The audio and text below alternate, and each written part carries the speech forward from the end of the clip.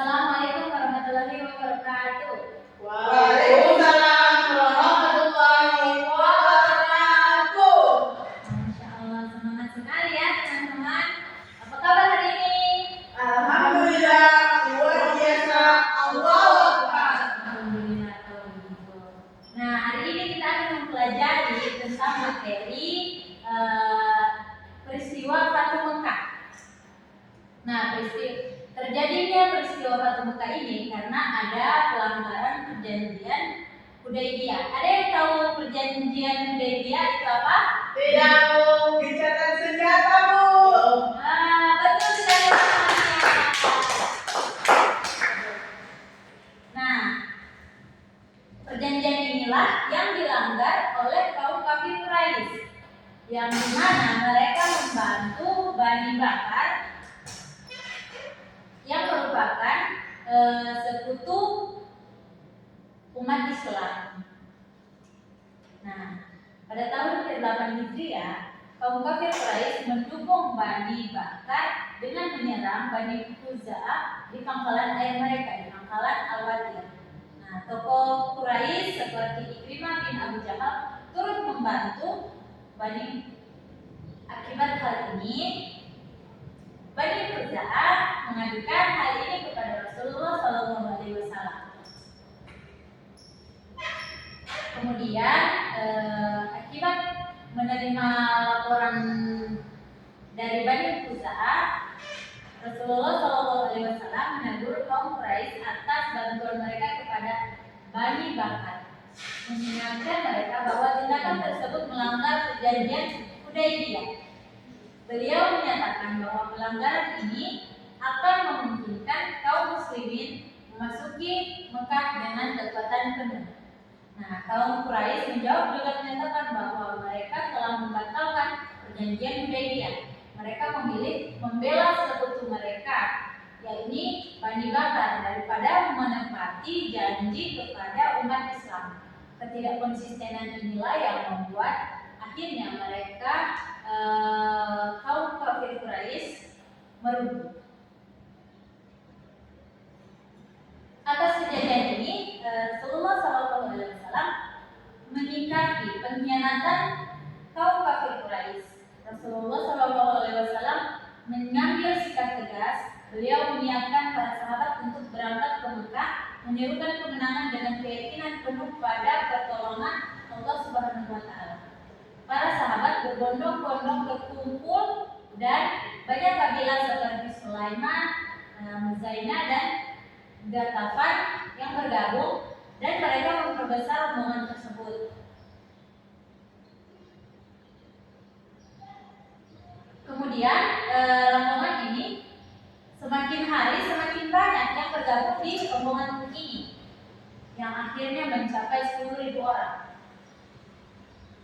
Nah, kekuatan pasukan ini bertujuan memasuki rumah suci tanpa menumpahkan darah. Kemudian berita kedatangan ini sampai ke kaum kafir Quraisy. Mereka khawatir akan kekalahan, terutama karena banyak tokoh-tokoh mereka yang masuk Islam seperti Khalid bin Walid dan Amr bin As. Kemudian Rasulullah SAW memerintahkan pasukannya mendirikan kemah di Mar Az-Zahran di dekat Mekah, dan mereka menyalakan 10.000 lampu obor. Khawatir akan Abu Sufyan sebagai tokoh kunci atau tokoh utama kaum Quraisy tersebut melihat api yang begitu besar dan pasukan yang begitu besar. Abbas sebagai paman Rasulullah SAW menyambut beliau dengan sukacita dan menyatakan keislamannya. Abbas khawatir akan keluarganya yang berada di Mekah, begitu pula sebagian kaum muslimin, karena mereka khawatir nanti akan diapa-apakan oleh kaum kafir Quraisy. Kemudian setelah sampai di perkemahan tersebut, Abu Sufyan datang dan menyatakan keimanannya, dan ia kembali ke Mekah dan menceritakan apa yang dilihatnya. Kemudian mendengar cerita Abu Sufyan, harapan kaum musyrikin di Mekah untuk melawan kepada kaum muslimin pun lenyap. Strategi ini yang membuat para sahabat tidak khawatir terhadap keluarga mereka yang berada di Mekah. Beliau menjamin bahwa pasukan besar ini bermaksud menguasai Mekah secara damai, bukan untuk memerangi ataupun membunuh. Rasulullah SAW mengetahui bahwa kaum kafir di Mekah sudah lemah atau sudah tidak ada perlawanan, karena mereka mengetahui kaum muslimin mereka kalah jumlah.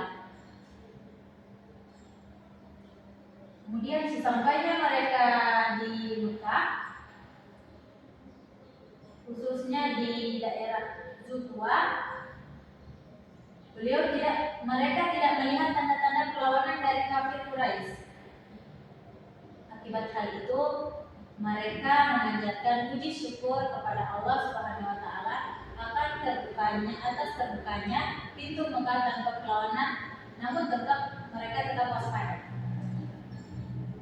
Nah, karena kan mereka masuk di Mekah tapi sunyi. Jadi Rasulullah memerintahkan pasukannya untuk memasuki Mekah dari 4 arah. Dari utara yang dipimpin oleh Zubair bin Al-Awam, di selatan yang dipimpin oleh Khalid bin Walid, dari barat dipimpin oleh Sa'd bin Ubadah, dan dari timur oleh Ubaidah bin Jarrah. Beliau berpesan agar tidak menumpahkan darah kecuali dengan keadaan yang sangat terpaksa. Kemudian di sini ada pengumuman keamanan dan masuknya pasukan. Ada yang tahu pengumuman tersebut? Tidak, Bu. Kalau Ramalia tahu? Teman-teman, pengumuman masuknya pasukan muslimin ke Mekah itu Rasulullah SAW memerintahkan pengumuman keamanan yang diserukan dari setiap arah. Karena tadi kan dari arah timur, barat, utara, dan selatan itu dimasuki oleh kaum muslimin. Nah, di sini ada pengumuman. Yang pertama itu pengumuman barang siapa yang masuk ke rumah Abu Sufyan maka dia aman. Yang kedua, barang siapa masuk ke rumahnya sendiri dan menutup pintu maka dia aman. Yang ketiga, barang siapa yang masuk ke Masjidil Haram maka dia aman. Nah, mendengar pengumuman tersebut, kaum kafir Quraisy menuruti pengumuman itu, kecuali pasukan yang dipimpin oleh Khalid bin Walid yang sedikit dihadang oleh Ikrimah bin Abu Jahal. Rintangan kecil ini dapat dihalau, namun terjadi peperangan singkat yang menyebabkan 2 muslim mati syahid dan 22 orang kafir meninggal. Kemudian akan kejadian tersebut, Ikrimah bin Abu Jahal melarikan diri, yang akhirnya kota Mekah berhasil dikuasai oleh Rasulullah SAW dan para sahabatnya. Yang kemudian peristiwa ini dikenal sebagai Fatu Mekah pada tahun ke-8 Hijriah. Itulah peristiwa Fatu Mekah. Teman-teman, ada yang ingin bertanya? Tidak, Bu. Baik. Kita hari ini akan bermain games kalau tidak ada yang mau bertanya. Oke, Bu. Kita akan bermain games snowball throwing atau lempar bola salju. Oke. Nah, dimana kalian rabek kertas, sobek kertasnya, terus ditulis.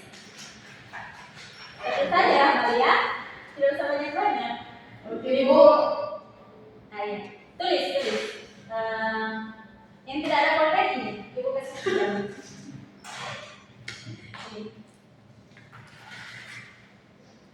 Tulis soal apa yang ingin kalian tanyakan kepada teman kalian, atau apa yang kalian pahami yang tadi dijelaskan. Sudah, Bu. Sudah, Suci sudah. Oke. Sekarang maju ke depan.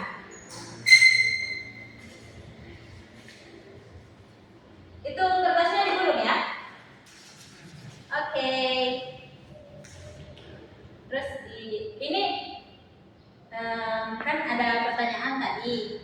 Nah, itu dijawab oleh teman. Misal Ramalia melempar ke Suci, Suci yang menjawabnya. Oke, Bu. 1, 1, 2, 3. Kenapa kalian udah sekali? Oke, Bu. Sudah, Bu. Silakan dibuka. Sampai dulu, Bu. Sudah, Bu. Sudah, Bu. Kalian suten, siapa yang duluan?